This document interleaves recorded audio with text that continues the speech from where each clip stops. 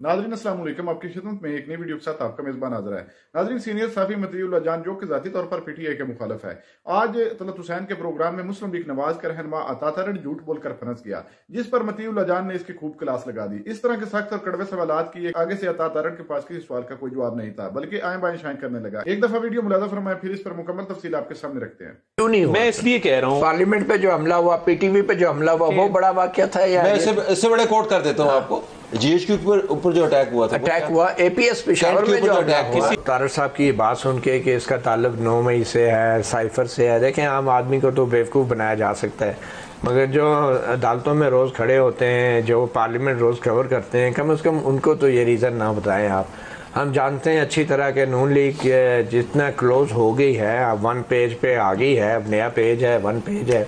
उसके बाद जिस तरीके से एस्टैब्लिशमेंट के रोल को एक्सपैंड किया जा रहा है, पॉलिटिक्स में पहले ही था एस्टैब्लिशमेंट का रोल, अब क्योंकि वो इलीगल था तो उसके लिए भी एक कानून बना दें कि जो फ़ोन आते हैं खुफिया इदारों से कानून साजी के लिए, तो वो भी कानून में डाल देते फिर, क्योंकि वो पहले से हो रहा था। एस्टैब्लिशमेंट को जो एक इंक्रीज रोल मिला है इकनॉमिक स्फीयर के अंदर, इन्वेस्टमेंट भी एस्टैब्लिशमेंट ने लेकर आनी है, आईटी के सेक्टर को भी एस्टैब्लिशमेंट ने लीड करना है, ज़राई इनकलाब भी एस्टैब्लिशमेंट ने लाना है, तो वहाँ पे आने से पहले कुछ प्रोटेक्शंस नीडेड थी कि जो मीडिया की जो ग्लेयर है और जो डॉक्यूमेंटेशन है, एक्सेस टू इन्फॉर्मेशन को रिस्ट्रिक्ट करना मकसद था।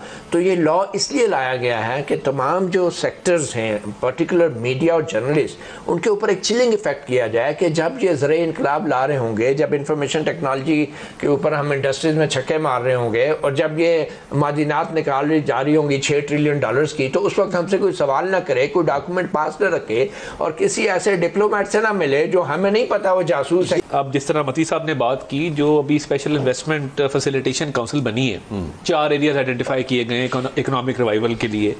बाहर के ममालिक से भी जहाँ सिविलियन लीडरशिप मिल रही है, वहाँ मिलिट्री लीडरशिप भी मिल रही है, कोई ढकी छुपी बात तो है नहीं। सो आई थिंक उन एरियाज में जो प्रोटेक्शंस रिक्वायर्ड थी वो तो दी गई हैं, चले वो अपनी जगह पे।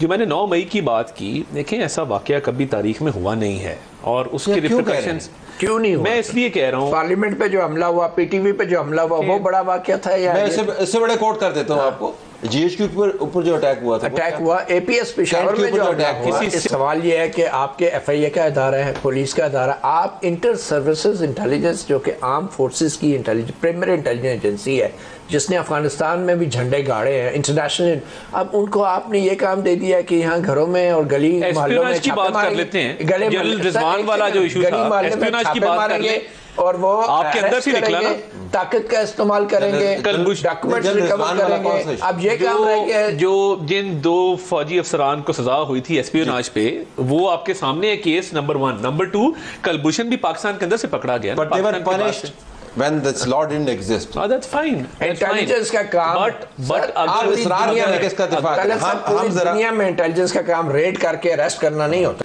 इन्होंने तो इंटरम लगा के चले जाना है जी, वो तो बाकी तो सारे मुल्क ने भुगतना है ना। 70 साल से ब्रेन वॉश हुए हैं हम लोग। आज हम बात कर रहे हैं पीटीआई की। पीटीआई को लाने वाले कौन हैं? पीटीआई के जो हम जिनको यूथिया कहते हैं, माजरत के साथ, उनका ब्रेन वॉश किसने किया? एस्टैब्लिशमेंट ने किया। एफआईए या पुलिस को जो तबाह किया है, तो वो एस्टैब्लिशमेंट ने डिस्ट्रॉय किया, डिक्टेटरशिप ने डिस्ट्रॉय किया, इंस्टीट्यूशन को बनने नहीं दिया। और आज ये हम बात कर रहे हैं कि सियासी पार्टी अगर गली मोहल्लों में कुछ करेगी तो कौन उनको आग लगाएगी तो क्या होगा? ये वही बात है ना कि अगर हमें पुलिस डंडे मारेगी, हम इनकलाब कैसे लाएंगे? देखिए, एस्टैब्लिशमेंट जो कर रही है उसके ऊपर इंटेलिजेंस को स्टैंड लेना चाहिए। तारड़ साहब की अपनी सियासी मजबूरी है, सियासी जमातें हैं। हमें ये नहीं कहना चाहिए कि क्योंकि सियासी जमातें नाकाम है, क्योंकि एफआईए नालायक है, क्योंकि पुलिस फेलियर है, तो इसलिए हमें जो है इंटेलिजेंस एजेंसीज को आप गली मोहल्लों में अपने अवाम के साथ लड़ाने के लिए इख्तियार दे रहे हैं।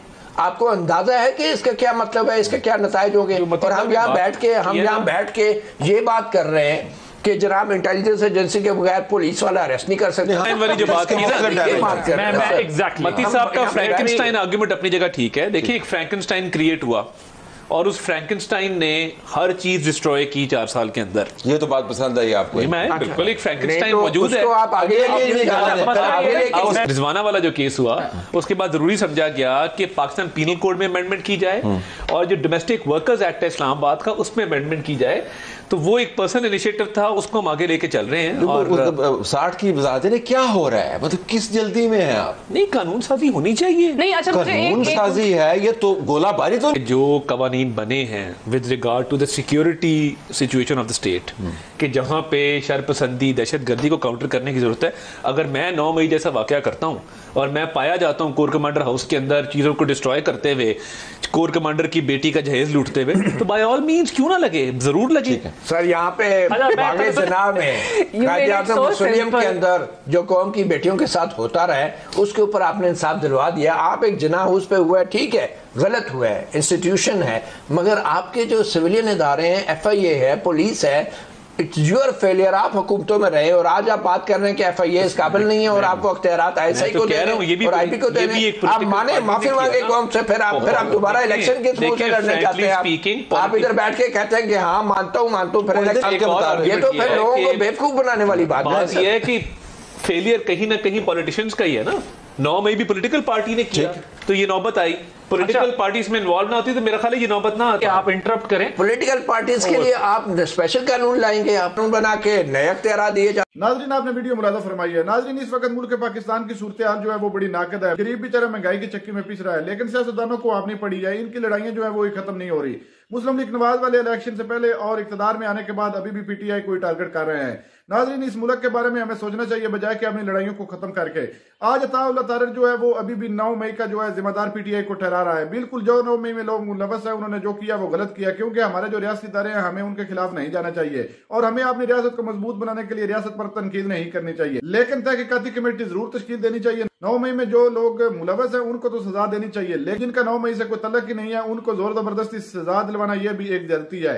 यही बात मतीउल्लाह जान ने की है कि अगर 9 मई का वाकया PTI ने ही किया है या PTI के लोग ही मुलवस है, तो आपके अगर माजी को देखा जाए तो PTV पर हमला किसने किया था और अदलिया पर हमला किसने किया था। लेकिन अल्लाह ताला से दुआ है कि अल्लाह ताला इनको हिदायत दे, ये अपनी जाती लड़ाइयां छोड़कर इस मुल्क को कौम के बारे में सोचें और इस मुल्क को तरक्की की राह पर गामजान करें। हर प्रोग्राम में ये एक दूसरे पर तनकीद और ताबड़तोड़ हमले करते रहते हैं, ताकि इनको इन बातों को तरक करके मुल्क पाकिस्तान के बारे में सोचना होगा। नाजरीन, आपने वीडियो मुलाजा फरमाई। नाजरीन, इस वीडियो के बारे में आपकी क्या राय है? क्या मतीउल्लाह जान ने अता तारड़ के साथ ठीक किया या गलत? वीडियो के कमेंट सेक्शन में अपनी कीमती राय लाजमी दीजिए और अगली वीडियो तक अपने मेजबान को दीजिए इजाजत। अल्लाह हाफिज।